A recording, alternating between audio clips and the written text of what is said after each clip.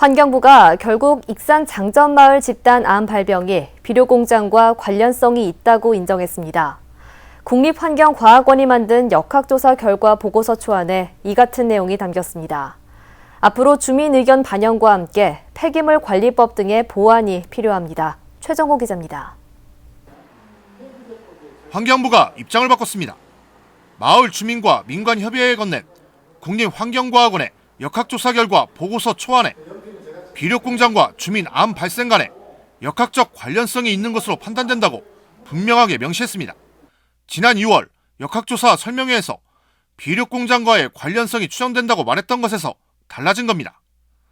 현재 환경부가 제출한 최종 보고서 초안을 보면 유한에서 금강농산이 불법으로 퇴비로 사용돼야 할 연초박을 비료로 사용을 해서 여기에서 오염물질이 배출이 돼서 주민들한테 도달을 해서 환경적 오염을 통한 주민들의 건강상 피해를 주었다라고 하는 걸로 역학적 관련성이 있다라고 판단된다라고 결론을 낸 것 같습니다.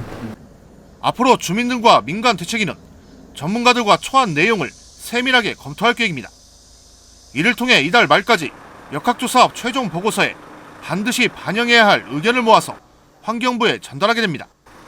주민 의견 제출을 이달 말까지 서두르는 것은 역학조사 최종 보고서가 올해를 넘기지 않고 확정되기를 희망하기 때문입니다. 환경부는 지난달 21일 국회 토론회에서 역학조사 최종 보고서에 전문가 검토를 거쳐 주민 의견을 수용했다고 약속한 바 있습니다.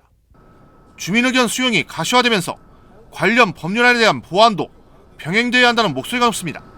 폐기물 관리법 등이 허술해 장전마을 사태를 부추긴 원인으로 작용하기도 했습니다. 우리나라 폐기물관리법이나 비료관리법에 많은 허점이 보였다라고 하는 거고요. 특히 사업장 폐기물인 연초박을 처리하는 데 있어서 배출 사업장인 KTNG가 관리감독이나 확인해야 할 의무가 있어야 하는데 그런 부분에 법률적으로 명시가 되어 있지 않다라고 하는 것은 한계로 되어 있고, 앞으로 환경부는 사후 대책을 마련하기 위한 민관 전담팀 구성을 추진할 계획입니다. 또 주민들이 피해 구제를 요청하면 6개월 안에 보상을 진행합니다.